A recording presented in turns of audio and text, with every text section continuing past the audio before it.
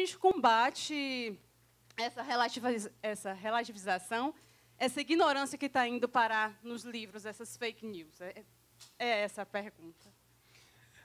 Essa é uma questão muito difícil, porque, em teoria, muito em teoria, você teria simplesmente a liberdade de expressão.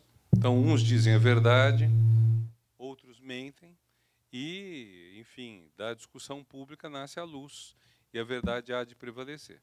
E, infelizmente, não é verdade isso, porque você tem poderes muito fortes que são capazes de coibir isso. O grande exemplo sendo o que a indústria do cigarro faz há décadas.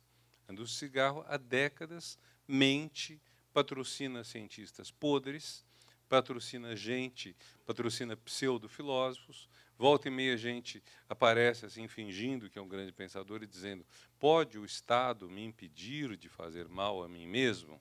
Quer dizer, como se proibir alguém de fumar fosse o Estado impedindo você de fazer mal a si mesmo.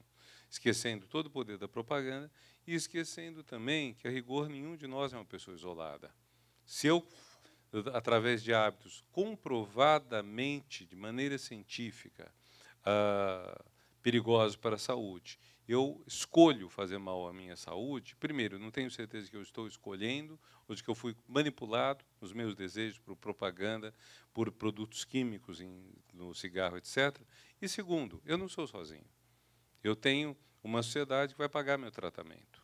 E, mais do que isso, eu posso ter uma família.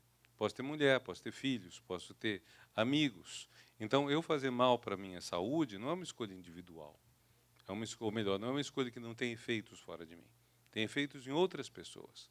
Então, você vê, você tem toda essa propaganda que é paga, né, em nome da liberdade individual, você teria esse direito, quando, na verdade, sua liberdade individual afeta outros. Então, se isso acontece no mundo da propaganda, é óbvio que isso vai acontecer também no mundo da publicação. Seja revistas, mais revistas que livros. Mentira, você tem mais em revista, em periódico, do que em livro. Mas tem. O que você pode fazer? É complicado. É muito complicado. Eventualmente, se poderia processar na justiça o que represente uma ofensa à honra. Mentiras é mais complicado de você processar. Agora, você pode também processar se as mentiras causarem danos comprováveis. Eu tenho para mim que seria possível você processar um autor de um livro que alegue que o cigarro é neutro para a saúde, que o cigarro não faz mal para a saúde.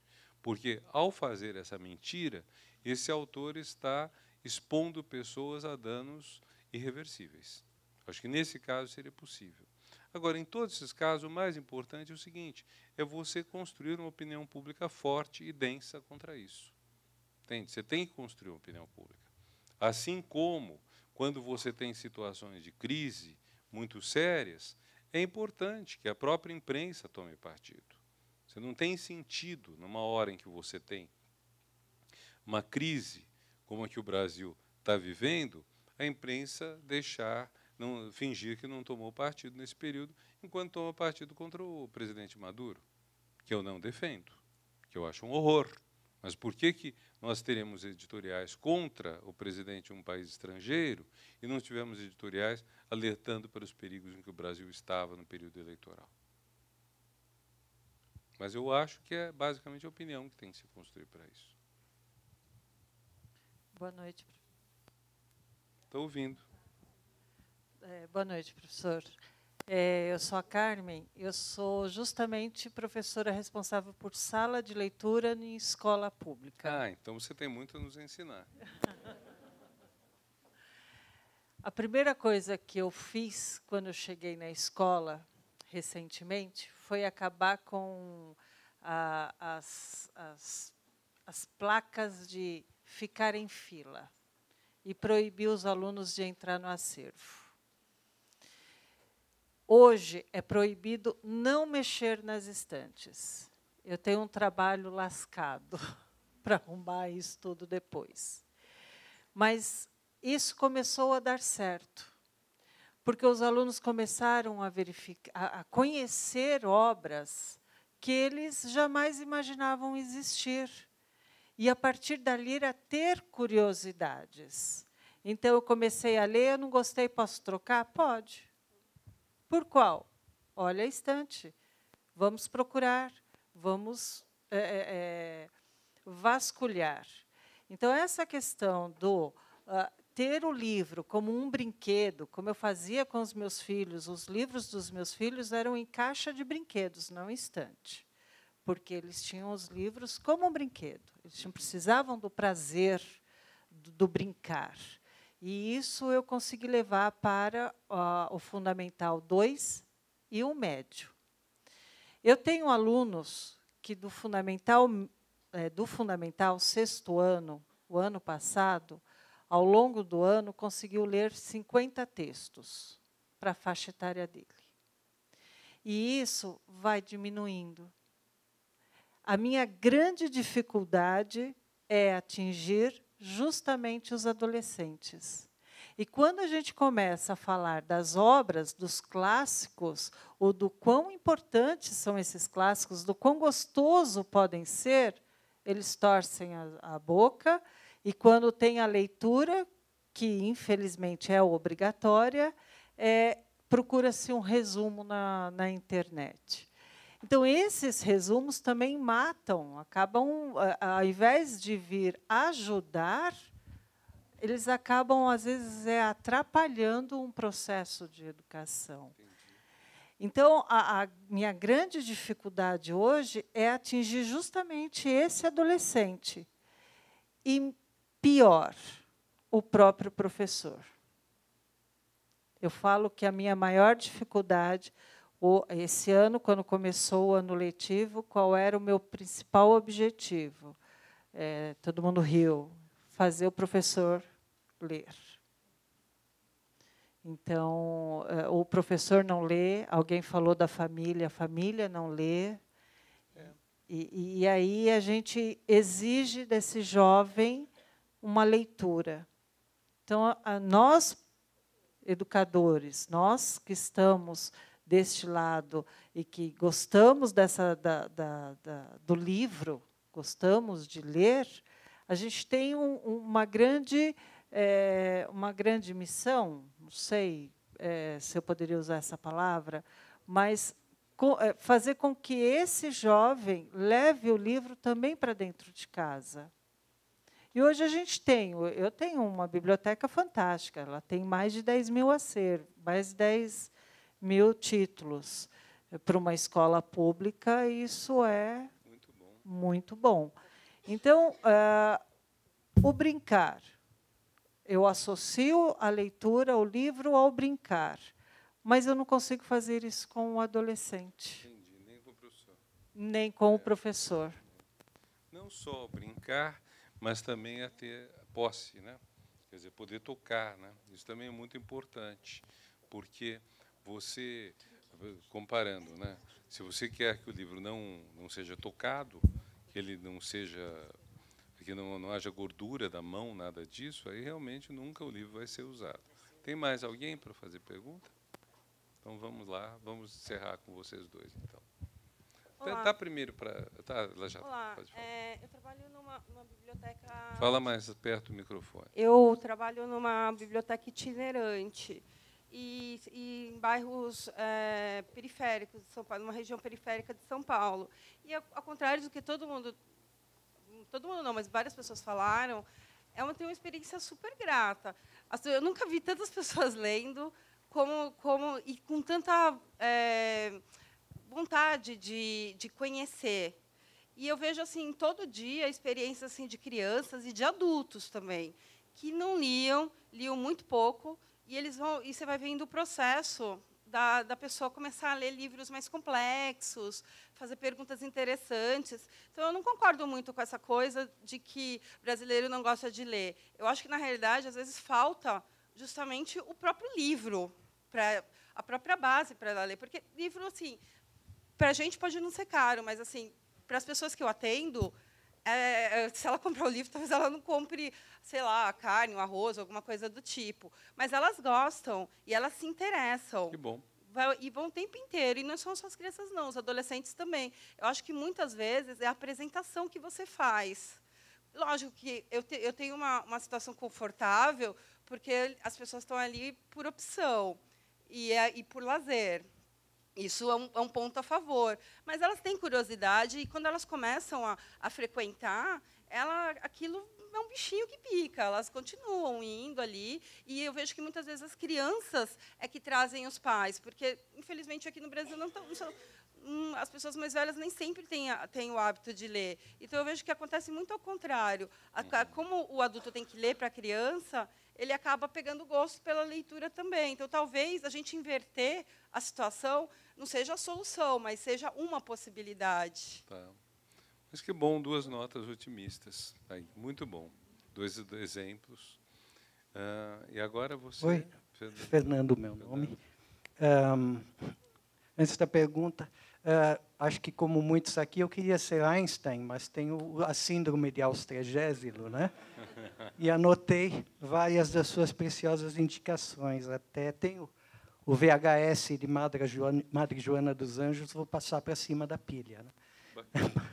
Bom, eu acabo de ler um livro de Yascha Mounk, um professor de Harvard, que fez uma pesquisa mundial. Minha pergunta é conexa a dessa moça aqui, que essa moça fez há pouco.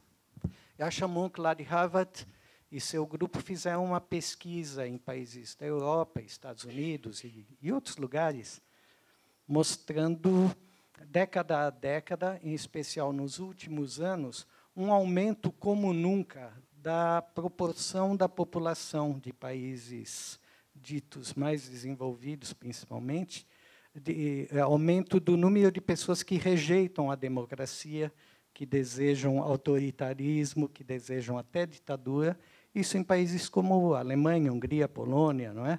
Itália, Estados Unidos. Curiosamente, o Uruguai foi excluído da pesquisa porque deu 0% a quantidade de pessoas que desejam mais autoritarismo. Né? O Brasil não entrou na pesquisa, talvez porque o Brasil ande meio fora de moda lá fora. Não é? Mas ele diz também que isso ocorre principalmente na geração que não conheceu, que não viveu sob ditadura, não conheceu a guerra e não viveu a Guerra Fria, tampouco. Né? E também pelo fato de que, a partir de 1990, acrescento eu com a queda do muro, lá, houve uma concentração muito extrema de renda e diminuiu muito a renda da classe média. Mas, em suma, a pergunta é, ele se pergunta o que fazer diante disso para restaurar, né, a confiança na democracia e, claro, os livros, a educação também, me faltava dizer isso, sofrem com isso. Também a rejeição à educação formal ao livro aumenta proporcionalmente, né, em todos esses países. Né? O que fazer? É a pergunta que ele faz no livro e que eu transmito a você aqui. O que seria bom fazer? Bom, gente. Grande Austrégésilo, né? Faz uma pergunta que só para um Einstein, né? Que você está fazendo. Tinha que ser Einstein. Olha, primeiro de tudo, eu creio que existe essa coisa um pouco cíclica. Talvez, uma das hipóteses é a seguinte: quando você tem um avanço significativo na democratização, e democratização é um processo muito amplo que não passa só pela política. Passa, por exemplo, igualdade de gênero, passa pelo respeito aos LGBTs, passa por todo um conjunto de respeitos. E quando você tem isso pronunciado, até a sociedade digerir isso pode demorar um tanto. Quando você tem pobres que sobem na faixa de renda, tudo isso tem um certo tempo para digerir. Então, talvez, nesse momento de gestão, haja alguma indigestão. Talvez a gente esteja vivendo uma indigestão com muitas coisas dessas, e, então, nesse momento existe um retrocesso, existe uma reação, existe gente que está chocada. Então, enfim, quando você passa de 3 milhões a 8 milhões de estudantes universitários, entre 2003 e 2015, mais que dobrando, e em termos de população, você indo para bem mais do que isso, quando você faz todo esse avanço, Fernando, acho que até a sociedade absorver tudo isso é complicado. E há 1000 problemas que vêm junto. Quer dizer, desses 8 milhões, 2 milhões são do FIES. Então, não necessariamente são... E o FIES, infelizmente, até a minha gestão, ele não tinha critério de qualidade. Eu que introduzi critério de qualidade e de natureza de curso. Você tem quase 2 milhões de alunos, são alunos de Direito, Administração e Pedagogia, são áreas de extraordinária desempregabilidade. Os alunos que fazem Direito, a maioria esmagadora, nunca passa do exame da OAB. Eu estou querendo dizer, tem muitas coisas que são feitas e que depois, ou porque vem uma reação conservadora, ou porque para absorver isso vai demorar, ou por qualquer razão, isso tem um retrocesso. Eu creio que a nossa tarefa é enfrentar esse retrocesso e tentar ver como isso melhora. Por exemplo, um governo que pretende recuperar a economia do Brasil, que de fato está baleada, um governo que pretende recuperar a economia, ele não pode fazer isso às custas do meio ambiente, sob pena de piorar o balanço externo. Quer dizer, quem vai querer comprar mogno, por exemplo, não certificado? Tenho um amigo que é fazendeiro de mogno. São 40 anos, do plantio até a colheita. É uma coisa que você planta para o filho. Ninguém praticamente vai viver... Quer dizer, você plantar aos 20 anos, você pode ter uma excelente aposentadoria. Se você plantar aos 40 anos, vai te ajudar na velhice. Mas você está fazendo isso para filho, para neto, para bisneto. E o mogno tem toda uma série de procedimentos muito sérios para fazer. Agora, se no fim das contas acabarem com as certificações rigorosas que existem hoje sobre o mogno, o que vai acontecer? Você vai exportar um mogno não certificado, você vai receber um terço do preço. Você vai exportar esse mogno para onde? Para lugar que vai aceitar comprar não certificado e que também não vai revender certificado. Talvez para a China, mas não para a China fazer um belo trabalho em cima e exportar para a Europa. Para ficar na China, em alguma casa de pessoa, um preço barato. Então, acho que há certas coisas que a gente tem que mostrar que a própria esfera do interesse, bem compreendido, exige uma mudança nisso tudo. Quer dizer, você não, o capitalismo foi caminhando numa direção e